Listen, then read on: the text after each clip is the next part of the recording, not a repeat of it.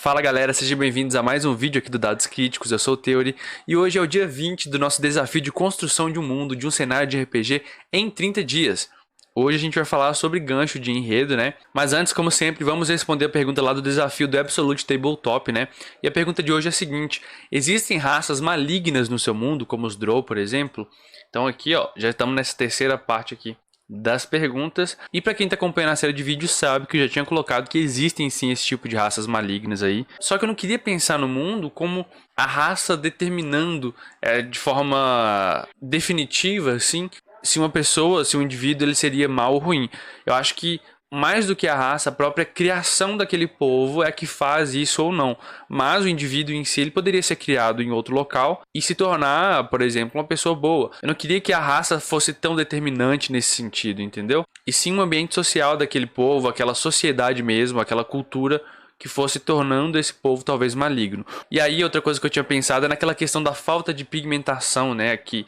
Então todas essas raças que vão ser do subterrâneo, que eu estou pensando primariamente aqui, serão raças, que eu até vou mudar esse nome, acho que eu vou chamar de ancestralidade talvez, ou linhagem, mas serão linhagens talvez que não terão pigmentação. Eles serão totalmente desprovidos disso, porque não é necessário a produção talvez dessa pigmentação biologicamente falando para se adaptar àquele ambiente escuro, né? E aí outra coisa é que também terão humanos das profundezas e outras raças das profundezas aqui que existirão. Não somente os Drow, por exemplo, como costuma se ter esse grande estigma aí, né? Então, sim, existem raças que são consideradas malignas, mas isso ocorre muito em função da criação e da cultura daquela sociedade.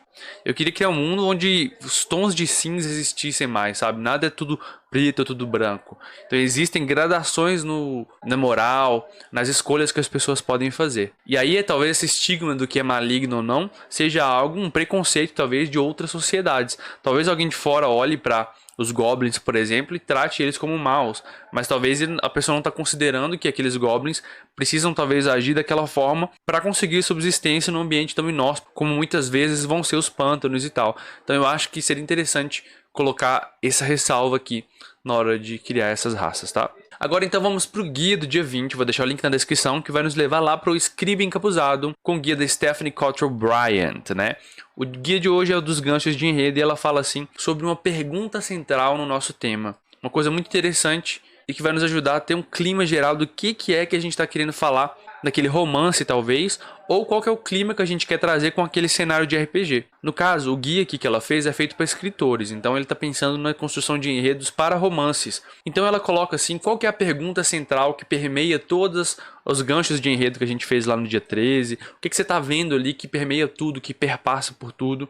Qual que é essa grande pergunta que você quer responder num enredo desse romance? E eu costumo ver essa pergunta, né, essa questão, muito como um norte, sabe? Uma orientação que a gente vai ter para seguir naquele caminho. Se eu sei, por exemplo, a pergunta que eu quero responder, o clima que eu quero passar, tudo que eu vou colocando naquele romance, naquele cenário, naquela história, vai nos levando para aquela direção. Então é muito importante saber, mesmo para um RPG, qual que é a pergunta daquele cenário, né? Então o exercício que ela faz hoje aqui, que ela propõe, é a gente tentar responder no nosso romance, no nosso cenário de RPG aqui, no nosso mundo, qual que é uma pergunta que permeia tudo isso. E aí ela fala para olhar os ganchos ali que a gente escreveu no dia 13 e ver em que um tá ligado, que o outro tá ligado. E assim, eu acho que no mundo de Cala aqui, algo que permeia, que eu tava pensando aqui, todos aqueles enredos que a gente fez lá no dia 13, seria a própria questão da magia, né? A magia, por se tratar de um high fantasy desde o início, assim, né, de alta fantasia, eu fui pensando ela perpassando tudo, influenciando tudo ali.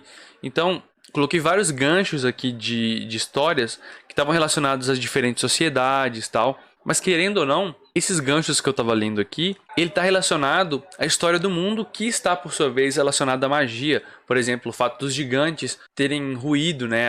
A sociedade dos gigantes terem caído, está relacionado à magia. O fato de existirem vários itens mágicos também está relacionado ali à magia.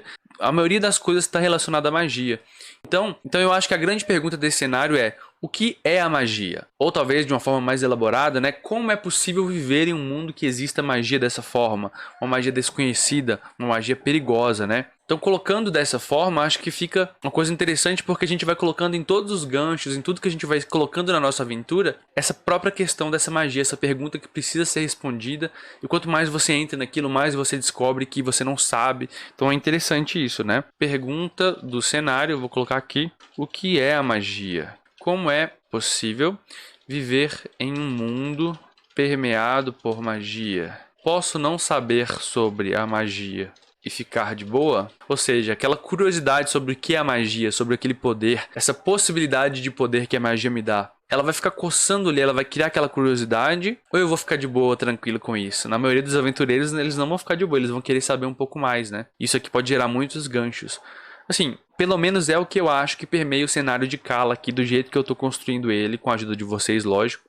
Eu queria saber de vocês qual que é a pergunta do seu mundo. Coloca aqui no comentário, ou então me fala aí outras possibilidades de perguntas aqui pro mundo de Cala se você está acompanhando, porque isso pode ajudar a gente a ter outras visões, né? Talvez você tenha uma perspectiva diferente da minha aqui. E aí eu queria pedir você para conferir aqui se você está inscrito. Se você não tiver inscrito, se inscreve aí, porque mais de 70% das pessoas que acompanham o canal não são inscritas. Se você já for inscrito, ativa o sininho, porque muita gente não tem recebido as notificações aqui do canal. Com o sininho você consegue receber sempre que sair, ou entra lá no nosso Discord, que vai estar aqui na árvore de links na descrição. Lá no Discord eu sempre aviso para quem tiver interesse, lógico. Lá a gente pode conversar também, ok? Então acho que é isso pro vídeo de hoje. O exercício é bem mais tranquilo hoje, né? E eu vou esperar você amanhã aqui no Dados Críticos pra gente continuar esse desafio.